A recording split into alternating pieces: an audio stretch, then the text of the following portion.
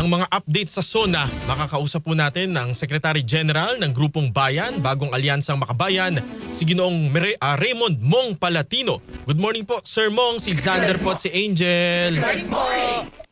Good morning po, Sander, Angel, saka sa ating mga kababayang nakikinig po. Magandang araw po. Opo, good morning sir. Una sa lahat, makiki-update po kami doon po sa inaresto na 51 mga kabataan na nag-vandal daw po kahapon habang sagasagsagan ng mga kilos protesta sa SONA.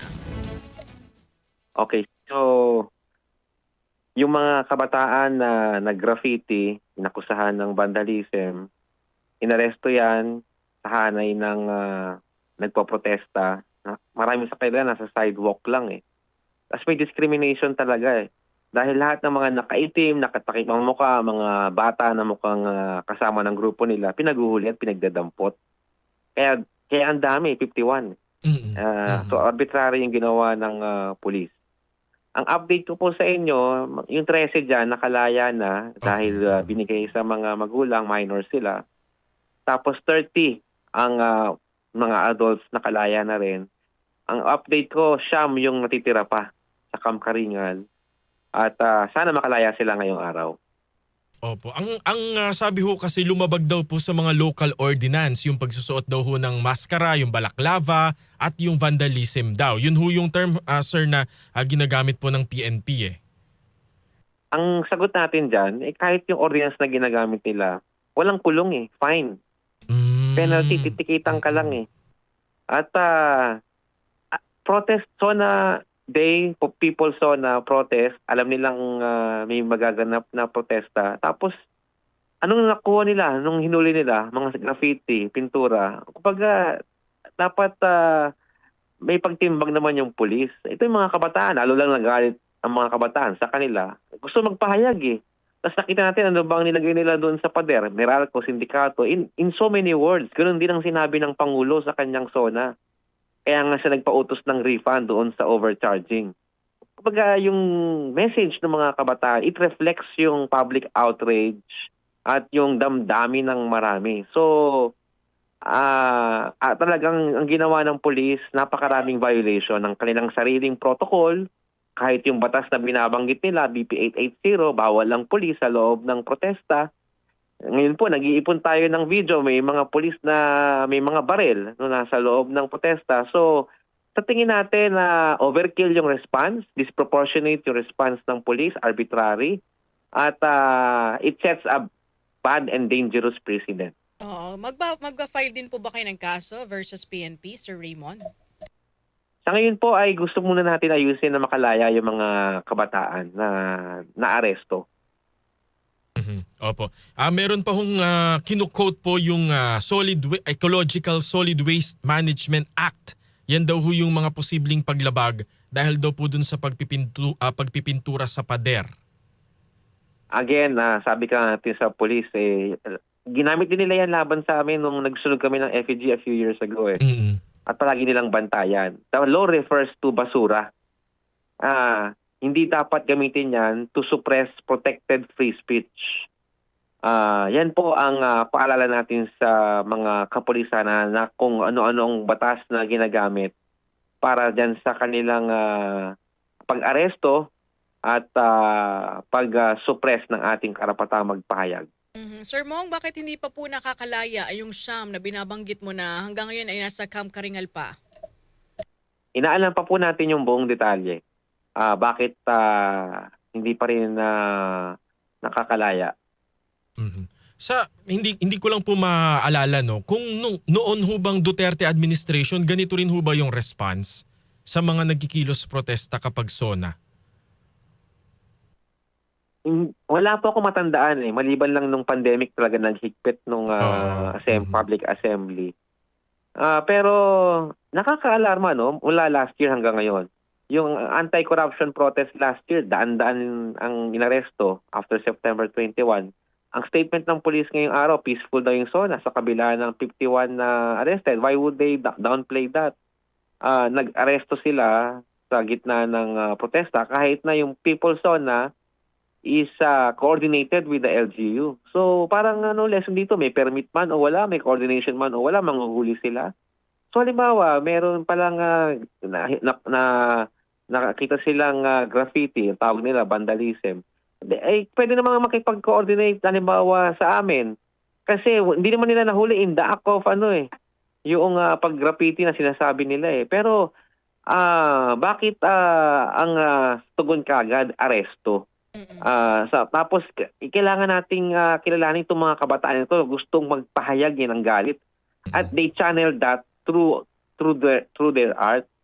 No, napaka-sensible naman na yung mga kabataan natin hayaang magpahayag. At ang reaction nga ng iba, ang bilis kapag graffiti, pero yung may crimes against humanity, pinapatakas lang ng mga pulis. So, tsaka sa mga korap, parang nakikita mo yung double standard. Opo. Sir Mong, speaking of coordination, nabanggit mo yung kanina, hindi po ba nagkaroon ng coordination, usapan sa pagitan po ng PNP at saka sa panig po ninyo bago ang SONA nang sa ganun na nakapaglatag ng mga kondisyon kung ano yung mga do's and don'ts? Coordinated po ang ating protest sa LGU. Sa LGU ang kausap natin. Sila yung proper na kausap at LGU yung magko-coordinate with other agencies. Talaga namang mahalaga ang coordination. Pero paalala din natin sa mga otoridad, ang coordination does not give them a license to dictate kung ano ang content ng protest. Kasi prior restraint na yun eh. Yan yung inaakala ng police na meron silang pakialam, meron silang karapatan magdikta kung ano yung content at forma ng protest na pwede nating gawin. Kaya lagi nilang sinasabi, bawal magsunog, bawal ang ganitong mensahe. With due respect sa mga otoridad natin, ano yon, restriction na yon sa ating free speech. Kasi kapag pinayagan natin yan, later on, gagamitin niyang praktika na yan para payagan lang yung mga protesta na ang mensahe ay katanggap-tanggap sa kanila. Hindi na protesta yon. Kumbaga, kailangan nating kilalanin. Ito ay protesta. Ito ay may patungkol sa galit ng tao at may pushback sa mga otoridad. At kasama sila doon sa pinoprotesta natin. Kaya sa tingin ko, kailangan siguro from now on, yung parameters ng coordination magiging malinaw sa party nila.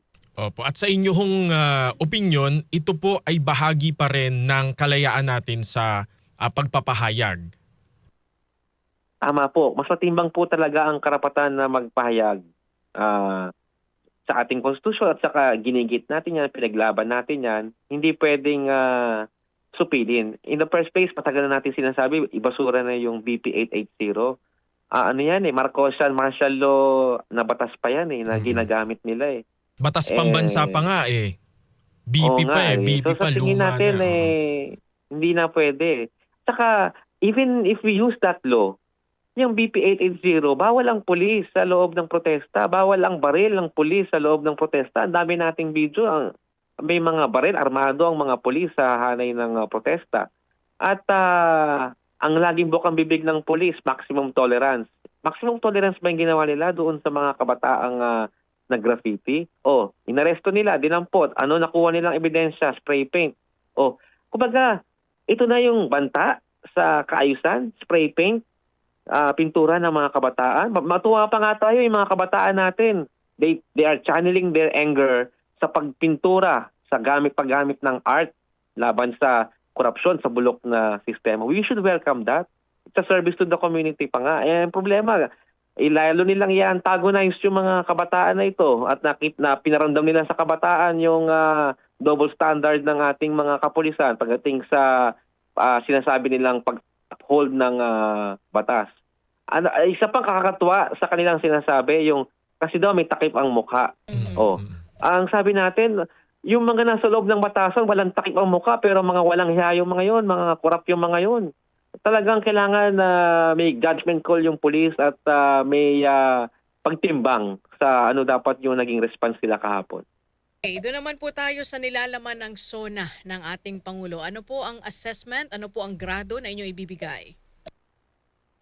Okay, so unfortunately hindi ko po na-monitor lang lahat ng SONA at ngayong umaga pa lang ako nagsimulang talagang basahin lahat. Kasi kahapon may signal jamming sa Opo. Commonwealth Marami ding media nagrereklamo hindi makapagbato ng Yes. timely report. Alam nyo, I also question that kasi ano yung purpose nun? You are preventing people, especially frontliners, first responders, na mag-provide ng verified information, magbato ng mga balita, ulat. Hindi, sa tingin ko ano rin yun kailangan questionin. Yung practice na yan, nagiging normal. Pinapakita niya na ang gobyerno may technical capability to suppress yung information. At sa tingin natin, dapat i-consider, i-review yung ganyang patakaran. So, doon naman sa content, ang highlight sa atin, of course, yung kakasuhan daw yung former speaker. Pangalawa, yung usapin ng kuryente, hindi po ba yung IPIRA. Una po doon sa pagkaso kay former speaker, we welcome yung mga pagsampa ng mga kaso. Pero ang paalala natin sa ating mga kababayan, saka sa pamahalaan din, the big tiger in the room is Marcos Jr. At in the past year, ginamit ang ICI to shield the President and his closest subordinates from being held accountable for the widespread corruption. Kasi hindi ka panipaniwala yung narrative na kurakot ang lahat pero ang Pangulo walang alam. Billions of pesos ang umiikot, including cabinet level secretary, USEC, pero ang Pangulo walang alam. Kumbaga, dapat man lang yung mga nasa Malacanang ay naabutan ng investigasyon. Yun po. So, paalala yan na tuloy pa rin ang laban.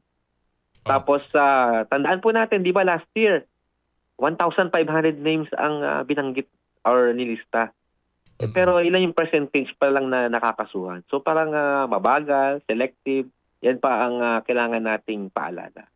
Yung last naman po doon sa kuryente, hindi po ba ang panawagan natin for the first half of the year, ibasura itong IPIRA law kasi yan ang dahilan mataas ang singil sa kuryente.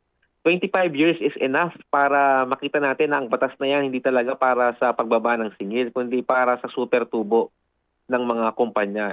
Mere amendment is not enough. Tapos ayaw suspend daw yung VAT. Alisin daw yung VAT.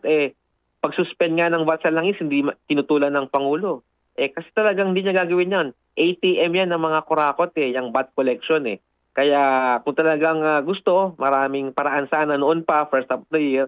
Pero ngayon dahil nakita nila yung galit ng tao, naghahabol. Opo. Sir Mong, maraming salamat po sa inyong panahon at mag-iingat po kayo. Thank you po, Sir Mong. Magandang umaga po. Maraming salamat sa pagkakataon magsalita po ulit sa inyong programa. Thank you po. Ang Secretary General ng Grupong Bayan, si Ginoong Raymond Mong Palatino.